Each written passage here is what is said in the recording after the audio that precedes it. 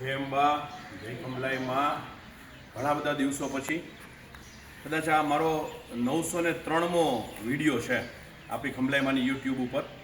900મો video આપણે માતાનું આ નવરાત્રિની શરત એટલે 901, 902, 903મો વિડીયો કદાચ છે.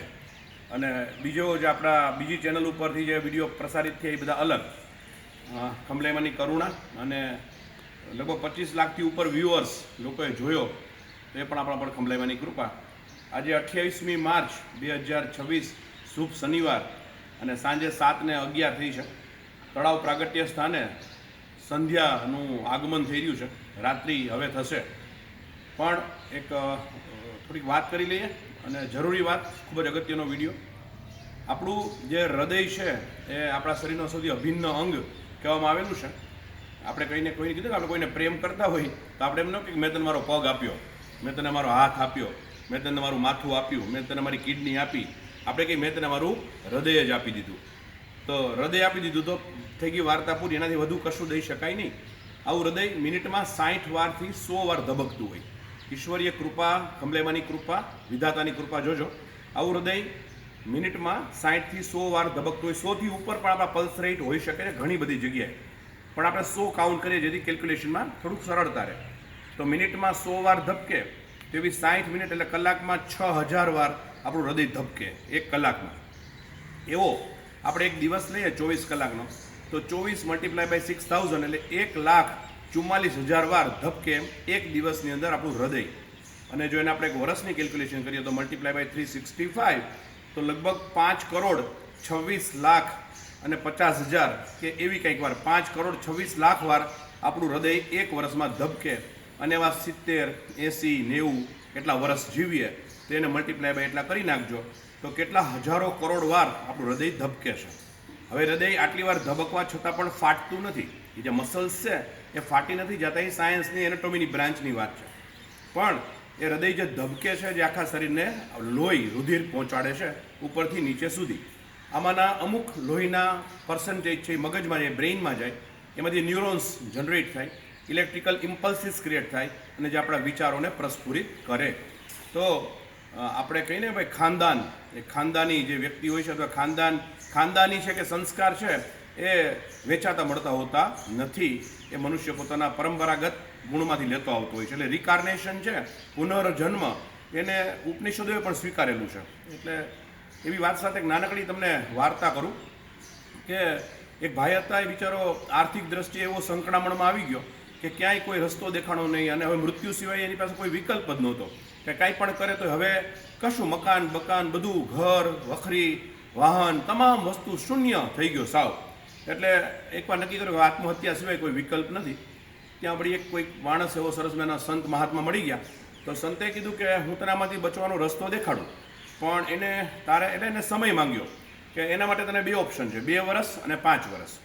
2 વર્ષ તારે મારી સાથે રહી અને મારા આશ્રમમાં સેવા કરવાની અને ભગવાનની ભક્તિ કરવાની, તો હું તને કુંભ આપીશ, ઘડો, જેમાં તું જે વિશ કરીશ એ બધી જ પૂરી થઈ જશે. તારી જે કંઈ પણ વિશ હશે, જ્યારે દેણાઓ બધું દૂર થઈ જશે, ઐશ્વર્ય આવી જશે, મકાન, દોલત, જે કંઈ પણ તારી વિશ હશે એ પૂરી થશે. પણ એક કન્ડિશન છે, જે દિવસે એ ઘડો ફૂટી ગયો, જો ઘડો ફૂટી ગયો તો ઓલી બધી જ વસ્તુ તને જે મળેલી હશે એ તરત ને તરત અદૃશ્ય થઈ જશે, પછી તારા હાથમાં રહેશે નહીં.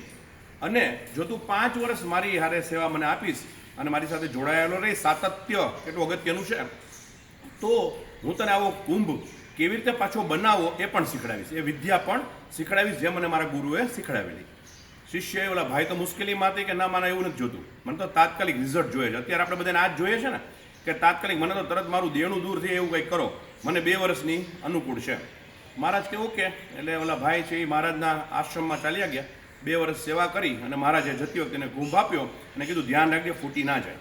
ઓલા ભાઈ તો ખુશખુશાલ થઈ ગયા. ઘરે પહોંચ્યા, બધી વસ્તુ માંગવા માંડ્યા, નવેસરથી પત્ની, નવેસરથી બાળકો, નવેસરથી ઘર, વાહન, દોલત, બધું આવવા માંડ્યું ફટાફટ ફટાફટ ફટાફટ. હવે જેટલી ઝડપથી સફળતા મળે, લક્ષ્મીજી તો ચંચળ છે, એટલી ઝડપથી ગતિ કરે. તો સાથે સાથે દૂષણો પણ આવ્યા. દારૂનું વ્યસન આવ્યું પહેલું સૌથી. એટલે હું વારંવાર બોલું છું કે દારૂને શું પીવાનો, દારૂને શું પીવાનો, દારૂ જ આખા દારૂડિયાને પી જાય છે. એટલે દારૂનું વ્યસન આવ્યું એટલે દારૂના નશામાં કુંભ માથા ઉપર મૂકી મસ્તક અને સરસ મજાના ગીત ઉપર ડાન્સ કરવા માંડ્યો. હાથમાંથી કુંભ છટકી ગયો, પડી ગયો અને બધું જ વસ્તુ અદૃશ્ય થઈ ગઈ. તમામ સુખ જે ક્ષણભંગુર હતું એ 2 મિનિટમાં ચાલ્યું ગયું. પછી અફસોસ થયો કે ગુરુની આજ્ઞાનું પાલન કરેલું હોત અને 5 વર્ષ જો ટ્રેનિંગ લીધી હોત તો 9 સદી હું કુંભ મેળવી શકે અને ફરીથી પાછો કંગાળ ન થાત. તો ઈશ્વર આપણને ઘણીવાર સમય માટે સાવચેત કરે છે કે બધી જ વસ્તુ ઝડપથી મળી જતી હોતી નથી. એક માણસ હતો, એ આવી રીતે જંગલમાં જતો હતો અને જંગલમાં ભટકી ગયો. ખૂબ જ એકદમ ઘનઘોર જંગલ અને એવું જંગલ ગીચ ઝાડીવાળું અને જંગલી પશુ પક્ષી, એટલે એમાં ફસાઈ ગયો. તો છુપાતો જતો તો એમાં એક જગ્યાએ એણે બહુ વિચિત્ર દ્રશ્ય જોયું કે એક માણસ, એક તાંત્રિક છે, એક નગ્ન શવ ઉપર, કોઈનું શવ હતું, એના પર નગ્ન કરીને એની પેટ ઉપર એક દીવો પ્રગટાવી અને એની બાજુમાં એની છાતી ઉપર પોતે બેઠો હતો અને કંઈક મંત્રોચ્ચાર કરતો હતો આંખ વીંચીને, બબૂત શરીર લગાડીને. ત્યાં એક સિંહ આવ્યો માતાઈનો, અને સિંહ આવીને ઓલાનું ભક્ષણ કરી અને વયો ગયો. પણ સિંહે ઓલા સૌનું ભક્ષણ ના કર્યું. સિંહ ઓલા વ્યક્તિ જે હતી તાંત્રિક, જે આવી બધી વિધિમાં માનતો હતો, એનું ભક્ષણ કરીને સિંહ ચાલ્યો ગયો. ઓલા ભાઈ તો અવાચક બનીને જોતો રહી ગયો, એને તો આવી ખબર નહોતી. પણ હવે એક જાતની કુતૂહલ વૃત્તિ કે આ ભાઈ એવું શું કરતા હતા શવ ઉપર બેસીને, હાલ ને હું કરું. એટલે એ પણ પાછો ઓલા શવની ઉપર દીવો પ્રગટાવ્યો, પોતે બેસી ગયો છાતી ઉપર અને ઓલા ભાઈની જેમ ઓમ રીમ એમ રીમ ક્લીમ ચામુંડા માના કે મહાકાળી માના મંત્રોના જાપ કરવા માંડ્યા. 10 મંત્ર બોલ્યો માત્ર, ત્યાં મહાકાળીમાં હાજર થઈ ગયા, પ્રગટ. એટલે ઓલા ભાઈ તો આપણા અમે માતાજી આવી જાય મહાકાળીમાં અચાનક જ, એટલે એ તો આશ્ચર્યચકિત થઈને પગે લાગ્યું કે માં આવું. ઓલા ભાઈ ક્યારનો હું આખો 2 દિવસ ત્યાં રજડું છું અને જોતો હતો કે ક્યારની તપશ્ચર્યા કરતો, તેને તો સિંહ ખાઈ ગયો તારો, અને મેં તો 10 જ નામ લીધા, ત્યાં તો હાજરાજુર પ્રગટ થઈ ગઈ. તો માં કે તારે ભવોભવથી આ યાત્રા ચાલુ હતી, માત્ર 10 જ નામ બાકી રહી ગયા હતા. એટલે આ ભવમાંથી જેવા 10 નામ પૂરા કર્યા તે મારે તો આવવું જ પડે. અને ઓલા ભાઈ તો જગતના નાશ માટે, પર નિંદા માટે, લોકોમાં ઝઘડાઓ કરાવવા માટે, બીજાનું બુરું કરવા માટે, બધું છાપાઓમાં જાહેરાત વાંચતા હોય છે ને કે આમ કરી નાખશું, તેમ કરી નાખશું, ને આમ કરાવી દઈને, ચકલી બનાવી દઈને, પોપટ બનાવી દઈને, એવી બધી આપણે જાહેરાતો જોતા હોય છે કે આવા લોકો આવું કરતા હોય છે. એના માટે આરાધના કે સાધના કરતો. તો સાધના અને આરાધનામાં ફેર છે. સાધના છે એ ભૂત પ્રેતની હોય કે આ ભાઈએ ભૂત પ્રેતને સાધ્યા. ઈશ્વરની આરાધના હોય. ઈશ્વરની ભગવાનને આપણે સાધી ના શકીએ, આત્માને કદાચ સાધી શકીએ, પણ આત્મા ઈશ્વરની તો આરાધના હોય. તો તું કરે છે એ આરાધના છે, એ ભાઈ કરતા હતા એ સાધના હતી. એટલે તારા માટે હું હાજર છું, બોલ તારે શું જોઈશે. એ તો આટલા યુગોથી આવતી હતી યાત્રા, એટલે એણે કીધું માં મારે તો કાંઈ જોતું નથી, તું કેસ એમ જો હું તારા માર્ગ ઉપર જ આટલો અવિચળ આવતો હતો, રિકાર્નેશન, ફરી એકવાર પુનઃજન્મ, તો મને તો તું જ જોશ. એટલે માતાએ એને પછી પોતાની સાથે લઈ ગયા અને પોતાના ખોળામાં બેસાડ્યું બાળક. તો આપણે એને ખંભલાઈમાં પણ કહી શકીએ. આજે આપણે જે વાત કરવાની છે એ છે કે 2006થી લગભગ દર વર્ષે કંઈક ને કંઈક કાર્યક્રમો માંડલમાં થતા આવ્યા. ખંભલાઈમાંની અસીમ કૃપા છે આપણા ઉપર. અને આપણે દરેક ભગવાન જે આપણા સનાતન ધર્મમાં બધા દેવને કહેવામાં આવેલા છે, બધા જ ભગવાનના બધા જ પ્રકારના જે આપણે અભિમાન નહીં પણ સૌથી જે સર્વોચ્ચ કક્ષાના, જ્યાં મહાવિષ્ણુ યાગ માટે જે વિષ્ણુ પુરાણમાં જે ઉલ્લેખ છે એનાથી પણ મોટો મહાવિષ્ણુ યાગ આપણે કર્યો. મહાકાલ મૃત્યુંજય મહાયાગમાં આપણે સ્ફટિક શિવલિંગ ભારત યાત્રામાં, ટૂંકમાં આપણે જે કંઈ પણ કરી શકીએ એ બધું સર્વોચ્ચ કરી શકીએ, માની કૃપાથી થઈ શક્યું. અને છેલ્લે શક્તિઝમનું અલ્ટિમેટ લક્ષચંડી મહાનુષ્ઠાન અને મહાયજ્ઞ ગયા વર્ષે 2025માં અહીંયા જ સંપન્ન થયો. 2026 સૂર્યનું વર્ષ છે, 2027 વર્ષ ચંદ્રનું વર્ષ છે, અને બીજનો ચંદ્ર શંકરદાદા પોતાના મસ્તક ઉપર ધારણ કરે છે. અને ઘણા બધા વખતથી, કારણ કે આ યજ્ઞ બ્રહ્માંડનો તો મોટો ન કહી શકાય, કારણ કે એટલા માટે કે આ તો 4 યુગમાં થયો જ નથી. એટલે આની તો કોઈ કલ્પના કે આની કોઈ કમ્પેરિઝન કોઈની પણ સાથે કરવી અશક્ય છે. કે ક્યાંક આવું થયું હોય તો આપણે કમ્પેર કરીએ ને, આ તો થયું જ નથી. We are the pioneer.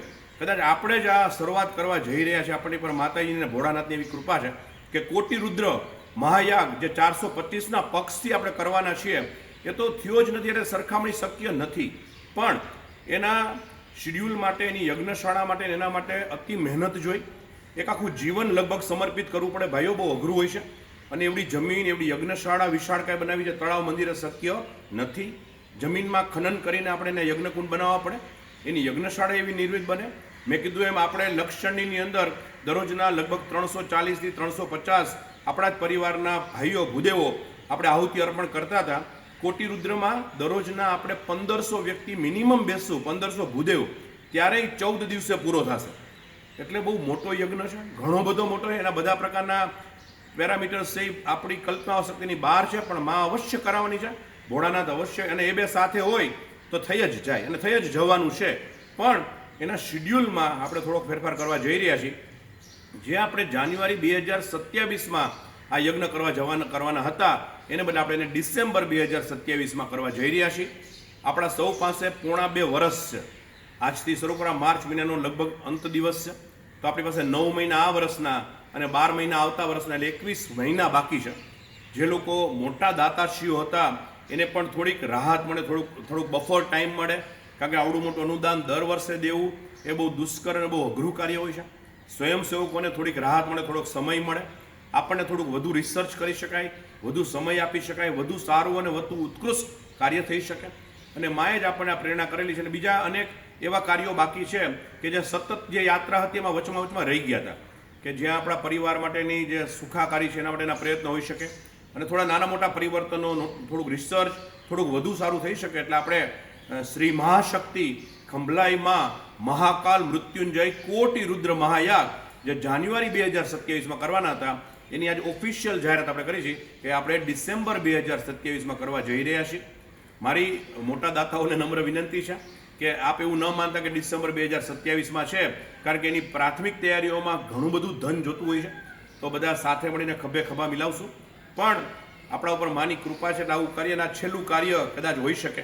આગળ શું એ આપણને ખબર નથી, કેમ કે લક્ષચંડીથી ઉપર માતાજીનું કંઈ થઈ શકે. કોટી ચંડી એ કલ્પના શક્તિની પરે છે, અને કોટી રુદ્રથી ઉપર તો કાંઈ છે જ નહીં.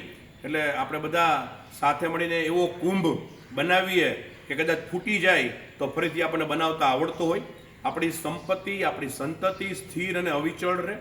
અને સાથે સાથે ઓલા ભાઈને જેમ 10 જ મંત્રની અંદર મહાકાળીમાં પ્રસન્ન થઈ ગયા, એમ આપણે પણ કદાચ આ છેલ્લો પ્રહાર હોય અને આપણું બધાનું જીવન પણ ધન્ય થઈ જાય. મારું એક વાક્ય સાથે હું થોડુંક મારા વાણીને વિરામ આપું કે જે દર વર્ષે મેં કીધું એમ લગભગ 5,60,00,000થી ઉપર આપણા જે ધબકારા થતા હોય છે, એમાંનું એક ધબકારો એવો હોય, એક જ, કે જે આપણે કોઈને કે તમને જોયા તો ધબકારો ચૂકાઈ ગયો. આપણે બોલી ગણાને એક ઘટના સાંભળીએ, કદાચ એક સમાચાર સાંભળ્યો તો મારા હૃદયનો ધબકારો ચૂકાઈ ગયો. એ ચૂકાઈ ગયેલો ધબકારો એટલે સ્પંદન, કે ચૂકાઈ ગયેલો ધબકારો એટલે સ્પંદન એ ઈશ્વરનું જ સાક્ષાત સ્વરૂપ છે. બધા ધબકારાઓ તો એક રૂટીન પ્રોસેસ છે. આપણી જાણ બહાર 2 પ્રકારના આપણા સ્નાયુ નર્વસ સિસ્ટમ હોય છે ચેતાતંત્રમાં, ઈચ્છાવર્તી ચેતાતંત્ર અને અનિચ્છાવર્તી ચેતાતંત્ર.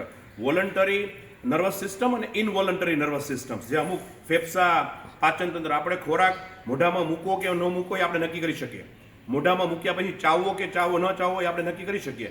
પણ એકવાર ગળા નીચે ઉતરી જાય પછી આપણે કાંઈ નક્કી ના કરી શકીએ. એની જે એલિમેન્ટરી કેનાલની અંદર જે પ્રોસેસ છે એ તો આપોઆપ થયા રાખે. તો એ છે ઇનવોલન્ટરી નર્વસ સિસ્ટમ્સ, અનિચ્છાવર્તી ચેતાતંત્ર, જે આપણા મગજની, આપણી જાણ બહાર ઓટોમેટિક ચાલુ જ રહેશે. આંખના પલકારા, આ બધી વસ્તુ છે, આપોઆપ વિચારો આવે છે. તો આ બધી વસ્તુ છે એ આપણી અનિચ્છાવર્તી ચેતાતંત્રનો ભાગ છે. એટલે હૃદયના ધબકારા છે એ પણ એનો જ ભાગ છે. હૃદય સીધું બ્રેઇનના કંટ્રોલમાં હોય છે, પણ અનિચ્છાવર્તી ચેતાતંત્રનો ભાગ છે. એટલે એ આપણા કહ્યા મુજબ કામ નથી કરતો. એટલે એમાંથી એક જે ધબકારો ચૂકાઈ જાય, કે કોઈને જોઈને ધબકારો આપણને યાદ રહી જાય લાઈફ ટાઈમ, તો એ સ્પંદન છે. અને આપણે જે 255 કે 260 યજમાનો દર વખતે જોડાય છે, એ ખરેખર નસીબદાર છીએ કે આપણા આવા કેટલાય સ્પંદનો કરોડો લોકોમાં આખી જિંદગી વહી જાય કે સ્પંદન ઉત્પન્ન થતું નથી. માત્ર ને માત્ર હૃદયના ધબકારાઓ ચાલુ રહેતા હોય છે, ફિઝિકલ પ્રોસેસ. કોઈ કરોડોમાં એક વ્યક્તિ એવી હોય કે જે વ્યક્તિને જોતા કોઈનું સ્પંદન થઈ જાય. પણ આપણે બધા તો એવા ખમલેમાના વાલા દીકરાઓ છીએ કે આપણે દર વર્ષે માતાજી કંઈક ને કંઈક એવી તક આપે છે કે આપણે તો એક સ્પંદન નહીં, પણ એ જે પ્રસંગ હોય 10-12 દિવસ, એમાં સ્પંદનોનો મહાસાગર ઉમટે છે. એટલે ફરી વખત 2027માં ડિસેમ્બરમાં આપણે ભેગા થશું એક મહાસ્પંદનના મહાસાગરોમાં આળોટવા માટે. જય અંબા, જય ખંભલાઈ માં, કેવળ તુજ કરુણા.